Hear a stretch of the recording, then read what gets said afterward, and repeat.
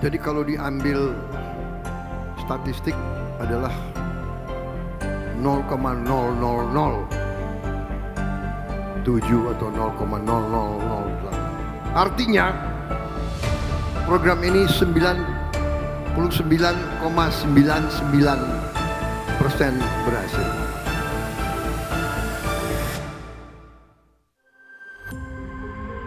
Satu tahun pemerintahan Prabowo Gibran, 10 bulan program makan bergizi gratis berjalan.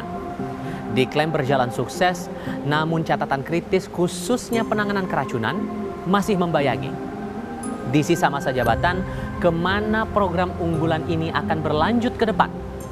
Saya Tifa Solesa, ada ulasan istana. 99,99% program MBG berhasil. Angka itu disampaikan Presiden Prabowo dalam acara di Universitas Kebangsaan RI Bandung, Jawa Barat.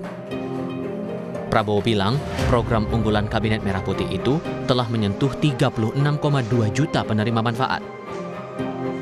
Tadi sampaikan adalah 36,2 juta penerima manfaat. Sampai hari ini mungkin sudah lebih 1,3, 1,4 miliar porsi makanan yang diberikan. 1,3 ya. Berapa? 1,4 miliar porsi yang sudah dibagikan. Program makan bergizi gratis telah berlangsung di seluruh penjuru Indonesia. Penerima manfaat terbesar berasal dari Pulau Jawa sebanyak 18 juta lebih jiwa. Jumlah satuan pelayanan pemenuhan gizi terus bertambah. Efek domino dari berdirinya total hampir 12.000 dapur MBG disebut telah mencetak 1,5 juta lapangan kerja baru. Dalam momen yang sama, Prabowo memuji Kepala Badan Gizi Nasional Dadan Hindayana yang mengembalikan sisa anggaran MBG. Prabowo bercerita, BGN mendapat tambahan anggaran 100 triliun rupiah. Namun Dadan mengembalikan sisa anggaran 70 triliun karena tidak terpakai hingga akhir tahun. Beliau saya beri anggaran 100 triliun.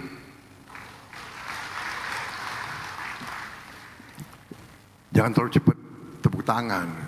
Beliau mengatakan, Pak, sampai akhir tahun 2025 ini sesungguhnya kami tidak perlu seluruhnya, sehingga beliau kembalikan kepada pemerintah pusat, ya, kepada saya beliau kembalikan 70 triliun. 70 triliun beliau kembalikan. Ini saya kira dalam sejarah Republik Indonesia hampir nggak pernah terjadi. Pejabat mengembalikan uang. Biasanya udah mulai November pejabat menghabiskan uang. Dari alokasi APBN 2025, makan bergizi gratis merealisasikan anggaran belum genap 50%. Padahal anggaran yang disiapkan mencapai 71 triliun rupiah. Meski berharap penerima manfaat ditambah hingga 40 juta orang hingga akhir 2025, namun Prabowo berpesan pelaksanaan MBG jangan dipaksakan. Kita alhamdulillah dalam 1 tahun kita mencapai 36 juta. Memang Kepala BGN bekerja keras supaya pada hari ini mencapai 40 juta. Tapi saya menyampaikan jangan dipaksakan. Ojo ngoyo. Yang penting baik pelaksananya. Di tengah capaian itu, kasus keracunan mewarnai perjalanan program MBG di daerah. Banyak anak mendapat perawatan medis dengan keluhan beragam seperti mual hingga pusing. Badan Gizi Nasional melaporkan hingga Oktober 2025, kasus keracunan MBG mencapai 6.400 lebih. Prabowo menaruh atensi, memastikan program unggulannya tetap berjalan sesuai jalurnya. Meski secara statistik sebesar 0,0008%, ia menegaskan sanitasi dan higienitas adalah kunci supaya nihil kasus keracunan. Kita mau zero defect walaupun sangat sulit, tapi kita harus. Kita sudah perintahkan semua dapur harus punya alat-alat yang terbaik untuk membersihkan, dan ini kita akan sempurnakan terus. Dan juga kita minta semua guru untuk anak-anak sebelum makan cuci tangan yang benar. Kalau perlu harus diajarkan bagaimana makan pakai sendok untuk mencegah kalau virus, bakteri bisa dari mana saja. Ini saya highlight ini karena ini sangat penting. Kepala Badan Gizi Nasional Dadan Hindayana bilang prosedur masak diperketat lewat sertifikasi juru masak. Ia bahkan menekankan proses masak harus menggunakan air bersih. Seluruh SPG yang baru sekarang akan didampingi oleh juru masak yang bersertifikat selama minimal 5 hari agar mereka memahami critical control point pada masing-masing tahap proses penyiapan makanan, mulai dari pemilihan bahan baku, menghandling bahan baku, kemudian menyiapkan bahan baku, memasak, kemudian mengolahnya, kemudian menyiapkan pada food tray, dan kemudian mengirimkan dan sampai memberikannya kepada penerima manfaat. Itu akan didampingi oleh para juru masak profesional yang bersertifikat. Atas ramainya kasus keracunan, evaluasi diperketat. Operasional Satuan Pelayanan Pemenuhan Gizi yang bermasalah dihentikan sementara sambil dilakukan investigasi. Sementara SPPG yang disiplin menjalankan prosedur dijadikan contoh. Yayasan Lembaga Konsumen Indonesia menegaskan ganti rugi terhadap korban keracunan juga perlu dijamin.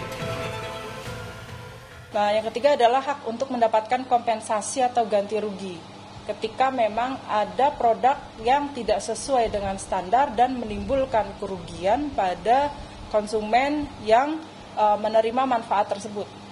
Nah, dalam hal ini juga bukan hanya hak atas ganti rugi dari material, tapi imaterial juga tentu akan menjadi salah satu indikator dari kompensasi dan ganti rugi ini, tergantung dari kerugian apa yang dialami oleh konsumen tersebut.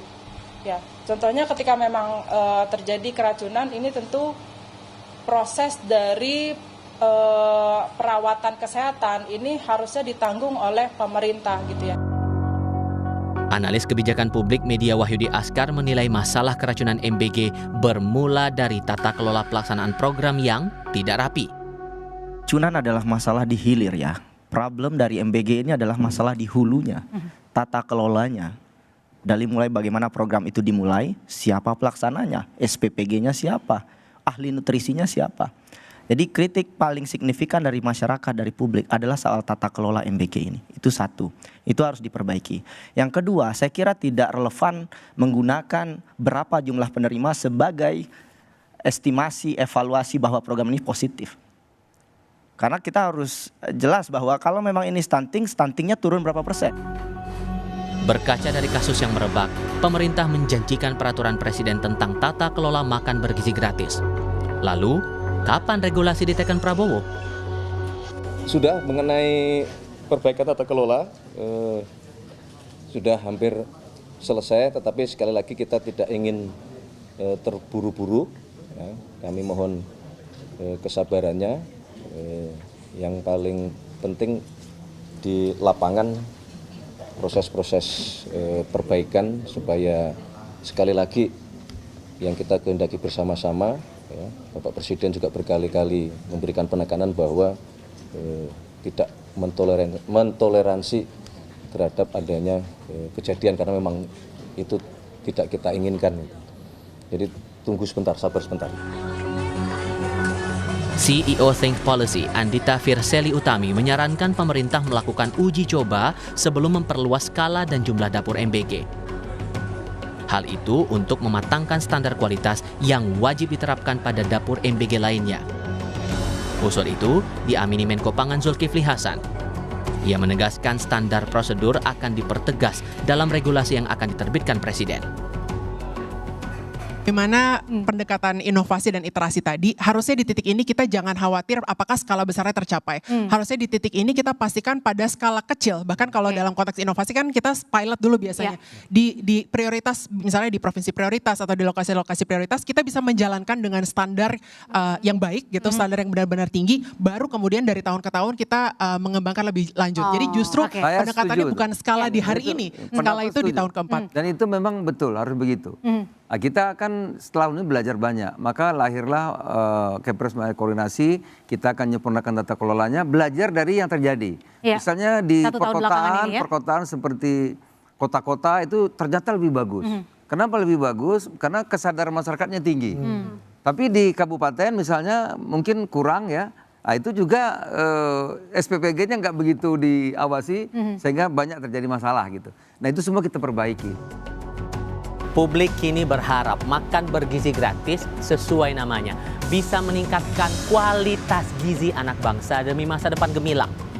Penting, pengawasan juga harus diperketat demi mutu dan keamanan makanan tetap terjaga. Untuk ulasan Istana, Tifal Solesa, Anggi Mendarwan, Kompas TV.